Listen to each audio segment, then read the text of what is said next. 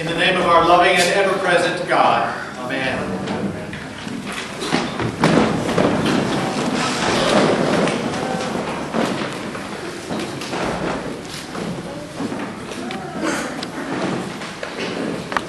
Jewish scripture is known as the Tanakh,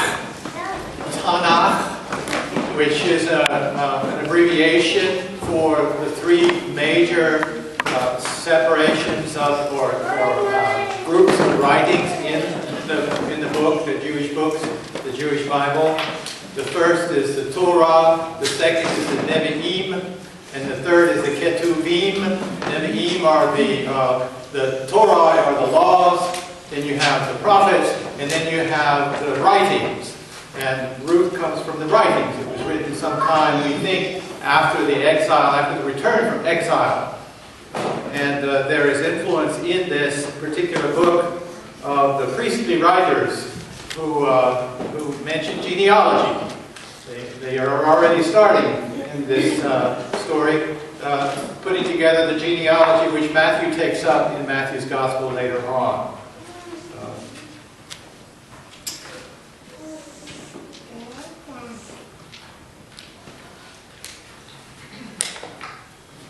I'm hesitating because Ruth was a Moabite. A Moabite-ess, I guess, is the way that the way of referring to it, which is a bit anachronistic now. But Moab was a country that was considered. It had a dark history to it. It was formed around the relationship of Lot's daughters with Lot himself. It was the family of the Moabs of Moab came out of the incest of Lot's daughters between Lot and themselves, and so therefore Moab was considered a very it was not a good place to come from. So that Ruth would come from Moab is significant. It's significant. It's just one of those pieces of scripture which is very interesting, especially when we get into those wonderful debates in the 21st century about the nature of relationships and how families are put together and so on and so forth. The Bible is kind of challenging in some respects, and the story of the creation of Moab is one of those places where it is challenging. The other aspect of it is that when Ruth is instructed by Naomi to go to the feet, or to go and uncover his feet, well, feet, of course, is the euphemism for the private parts of an individual. So she was told to go and lay with him and do what he says. Wow. And there it is in the Old Testament.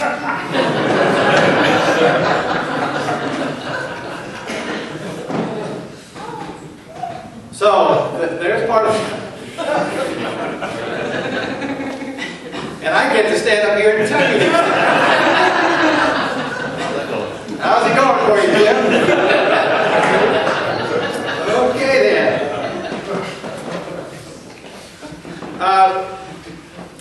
This is a great story. How many of you have never heard this story of it's called the widow's mite. How many of you have ever heard that story before? Anybody ever hear of it before? Is this the first time some of you have heard it? It's kind of an interesting story, this widow's mite. First of all, let's talk a little bit about the scribes. The scribes are getting bad press here too. Jesus is saying that beware of the scribes, and it's probably very specific. Not all the scribes in those days were bad guys, but this may be a group of scribes that are associated with the leadership culture in Jerusalem area, with the temple culture in Jerusalem area, who made their living probably working for some kind of a power dynamic which enabled them to become rich and wealthy, and they wanted to be powerful, and there they are. Not all the scribes are like that. Scribes had a very important function in this time in the world. They had a very important function among the people. They would write letters for people. They would help people interpret, get contracts. They would help people with their understanding of the law. They had all kinds of wonderful uses, and many of the scribes were good. We're talking about scribes who somehow or another devoured widows. We don't know what that means. We don't know what that means. It could simply be, one person that I read from said, it could simply be that one of the scribes just took advantage of a widow's property rights. I can't imagine that happening. I don't know about you, but it doesn't happen anymore, thank goodness. And then we have Jesus sitting down, and we have the story of the widow's mite. Now, here we are this time of the year, and so I cannot begin to tell you how many times I've heard the story of the widow's mite, and right after we read the story of the widow's mite, it's my duty to lean over on this, well, either the pulpit or this, or whatever I'm standing behind or near. It's time for me to lean over and go, she gave a lot. What are you giving? What are you giving? She gave a bunch. What are you giving? And my brothers and sisters, that's not what this is about. Remember how I've said again and again, put the post-it note over there by your Bible and write relationships on it. Write relationships on it. The widow's mite, juxtaposed in this story, in this vision, in this pericope, against those actions of those particular scribes who are flaunting themselves in the public arena, who pray really, really, really loudly so that everyone hears how righteous they are. So let me just kind of put a little comma here and say, tell me about relationships. Think about the really good relationships that you've had in your life, up to and including those you're having now. Think about the really good relationships that you have in your life. Tell me about them in terms of their balance. Tell me about how mutual they are. Think about that. You know, when you're in a relationship where somebody is quite clearly dominant, then I don't think that's necessarily a healthy relationship.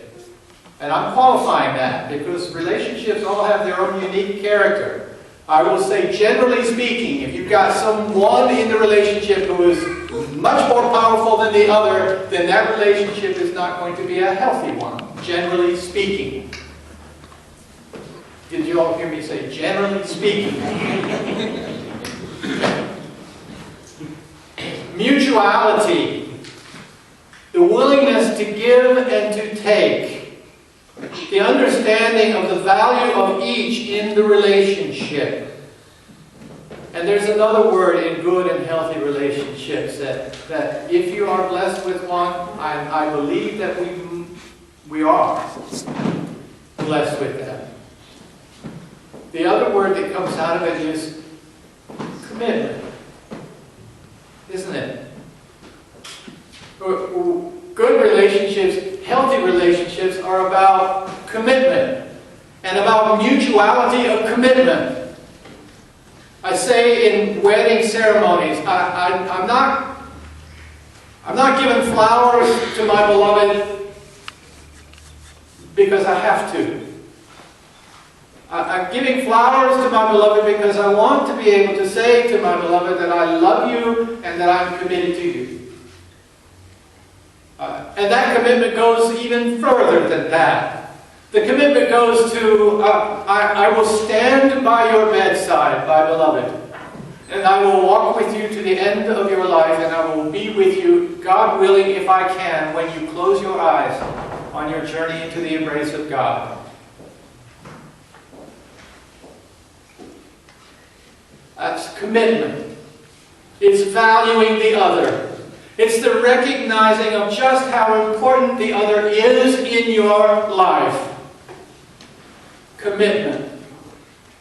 And those scribes that are walking around and throwing their money into one of these temple treasury boxes that happen to be around the place, or who may be at a particular time of year, Passover, let us say, making their generous offering, they are not demonstrating any commitment whatsoever. Other than the commitment to themselves, and let people see me do this. And what does the widow do? She commits everything. She commits everything. And it's demonstrated by what she puts in the temple treasury.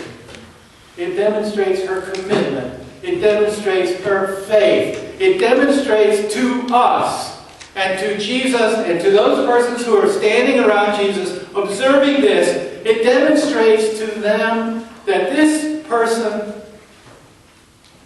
seeks to be in a loving relationship and a committed relationship with God.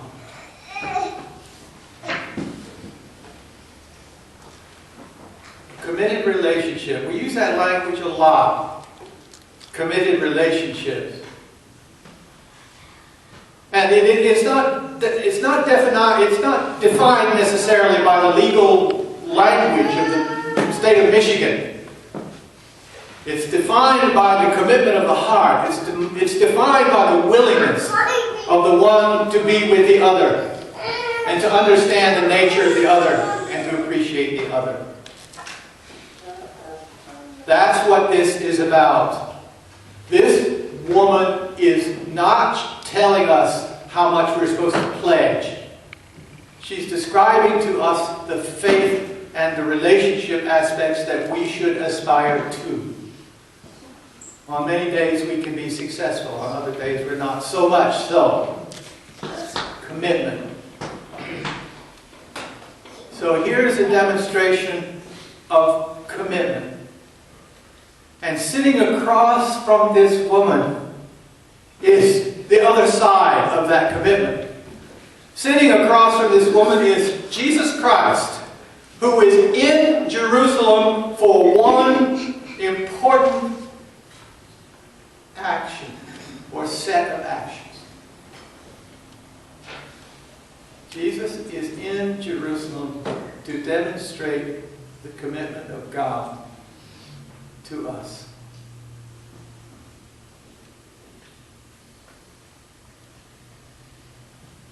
Commitment. What does it mean?